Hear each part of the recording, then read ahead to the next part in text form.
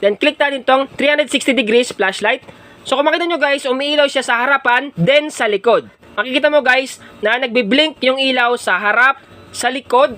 Then makikita nyo, nagpapalit-palit ng kulay yung screen ng phone natin. So napakabangis at napakalupit talaga. So ngayon guys, may tuturo ako sa inyong napakalupit na tricks. So tricks to guys sa flashlight na baka hindi nyo pa alam or alam nyo na pero hindi nyo pa nasubukan. Yung karaniwan na ginagawa natin once na i-open natin yung flashlight is pinupuntahan natin tong button dito sa flashlight. Once na pinindot mo yan, automatic magbubukas yung flashlight sa likod. Ngayon naman, kung gusto mo buksan yung flashlight sa ating harapan, is hindi natin magawa kasi nga wala namang nakalagay dito na front flashlight na button. Ngayon guys, ang ginagawa natin minsan, pumupunta pa tayo sa ating camera, then pumupunta tayo sa may selfie. So magsi-selfie tayo dito, then saka lang natin i-open dito yung flashlight. So buksan natin yung flashlight.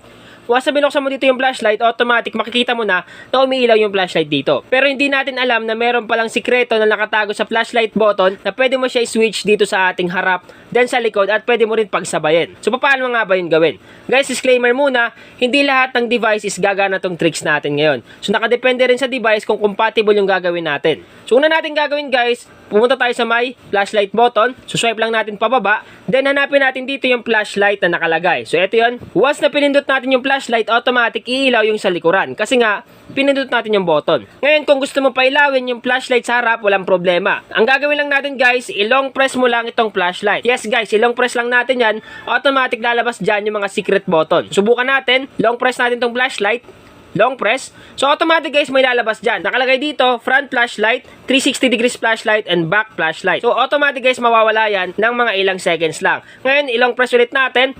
So piliin natin tong front flashlight dito. Piliin natin. So automatic guys, may flashlight na tayo sa harapan. So dati, sa likod lang natin napapailaw gamit itong flashlight button dito. Ngayon guys, pwede mo na i-switch dito sa pinakaunahan. Gamit lamang yung pag long press nito at pipiliin mo lang yung front flashlight. So ngayon guys, ibalik natin sa likuran. Ang gagawin mo lang, long press mo lang tong flashlight dito.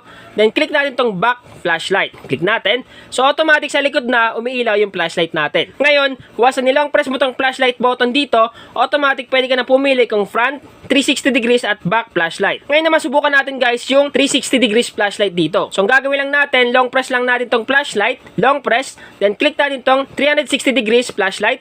So kung makita nyo guys, umiilaw siya sa harapan, then sa likod. So yan yung tinatawag na 360 degrees flashlight kasi nga, pwede mo pailawin ng sabay yung sa harap or front flashlight, then yung back flashlight. Sabay yan guys, umiilaw, gamit lamang yung ating 360 degrees flashlight. Ngayon guys, halimbawa hindi ito gumana sa inyo, walang problema. Meron ako ituturo sa inyong application na pwede mo rin kontrolin yung flashlight sa harap at meron pa siyang mga ibang features na magugustuhan nyo. So ang gagawin lang natin guys, pumunta lang tayo sa Play Store. Hanapin natin yung Play Store sa ating cellphone. Once na makita na natin, click lang natin yan.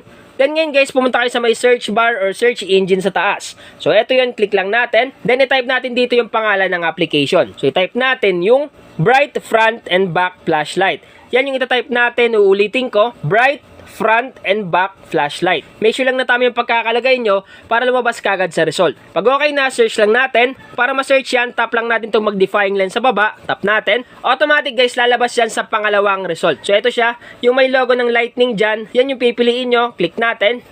Ito yung hanapin natin sa Google Play Store. Bright Front and Back Flashlight. Yung creator nito guys ay Proleri Apps. Kung makikita nyo, meron na siyang 50k plus download. So napakarami na rin yung nagda-download sa kanya. At kung makikita nyo yung ratings niya, meron na siyang 4.4 ratings and stars. Ibig sabihin lang talaga, legit na legit yung application kasi marami nagre-rate sa kanya. At kung magbabasa naman kayo ng mga comments and reviews, halos puro positive comments yung mababasa nyo. Katibay lamang yan guys na talagang satisfied yung mga nagda-download itong application na Bright Front and Back Flashlight. Once na ma-download nyo at ma-install, open nyo lang yung application, click open. So automatic guys, mag-open yan. Napakasimple lang guys yung dashboard niya. May makikita ka dyan mga button katulad ng front, back. Ngayon guys, once na hindi compatible sa inyo yung ginawa natin kanina, na once na ilolong press mo yung flashlight dito, automatic pwede mo i-switch yung flashlight sa unahan katulad dito. Once na hindi compatible sa inyo to, walang problema. Ang gagawin nyo lang dito, click mo lang tong front dito sa may application. Click natin itong front. So automatic guys, kahit hindi compatible sa inyo yung tinuro ko kanina, pwede nyo pa rin pailawin yung sa harap gamit itong application. So sa pamamagitan ng pag-click ng front, automatic guys, umiilaw na yung front flashlight natin sa cellphone natin. At sa likod naman, kung gusto mo pailawin, tap mo lang tong back. Automatic guys, pag tinap mo yung back, pwede na umilaw yung sa likod. At bukod dito guys, meron din siyang features na magugustuhan nyo. So once na pinindot mo to, automatic, makikita mo guys na nagbi-blink yung ilaw sa harap, sa likod. Then makikita nyo, nagpapalit-palit ng kulay yung screen ng phone natin. So napakabangis at napakalupit talaga nitong application.